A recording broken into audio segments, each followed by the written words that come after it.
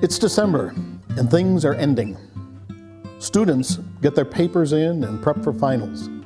Retailers push for a sales rush to declare a good year. In our northern world, it grows darker, daylight shorter.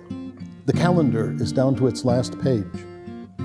But in our religious tradition, December is when we turn back to the beginning.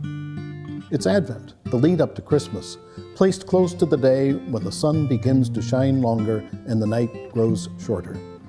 Sure, a lot of preparing grabs our time and energy in December. Santa and shopping lists, gifts and invitations. But in stolen moments of reflection, December is hope, a chance to start anew, a return to basic groundwork and fundamental questions. We can draw the line at where we have been and who we have been and get to start over again. That's good. We often need another chance. The book of Exodus tells how Moses got a second chance, a new opportunity to serve his God and his people. Moses, you'll recall, had a rough beginning. A new Pharaoh came to power and decided to kill all the Hebrew boys.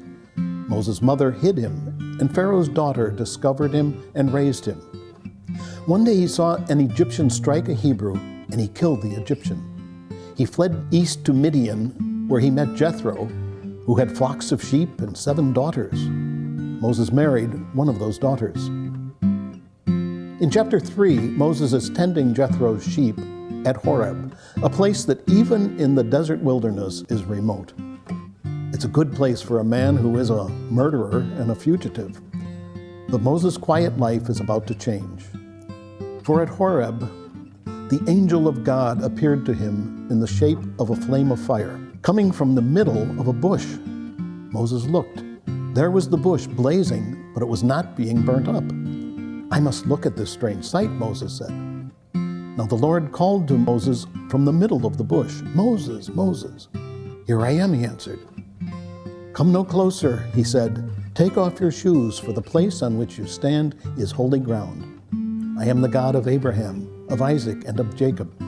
Moses covered his face, afraid to look at God. And Moses is never the same. Rabbi Lawrence Kushner suggests that the burning bush is a test, and that the miracle here is that Moses stops what he is doing long enough to see. He stays long enough to see that the fire does not consume the bush. He notices, and when he notices, he finds God. There is in the tradition of icons an image of Mary appearing in the burning bush. An icon is an invitation to notice, to pause for a while and look, to stop the processes of logic and to unleash the powers of imagination, to spend some time in the presence of the holy. In this icon, Our Lady of the New Advent, the Burning Bush, by iconographer William Hart McNichols, we do not see the fiery bush, but the Virgin Mother and her young son. She stands in soft curves atop the jagged mountain shapes that know no human life. In this barrenness, she holds life. Mary and Jesus are warm in living colors. The mountains are hot and cold in earth tones. Mother and child stand above the earth's life systems. Mary's shoes glow like coals. God told Moses, take off your shoes, but Mary is the holy ground of encounter. Mary and Jesus extend their hands in prayer. They are open to God's presence. Jesus' outstretched hands hint strongly at his crucifixion. That Mary makes the same posture is a chilling reminder of the extremes to which her surrender to God's will takes her. Mary makes the divinity present to our world in a wondrous way. That is our call too, in our maybe less wondrous way. We have become quite adept at obscuring the divine image in which we were created, but we cannot erase it.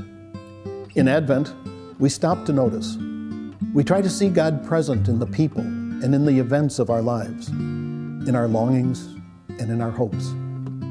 The bush that burns is an invitation to stop and to notice and to experience the miracle that is the life that God has given us. Miracles surround us. Burning bushes keep revealing the Lord's work. We can start anew, but we need to stop and notice.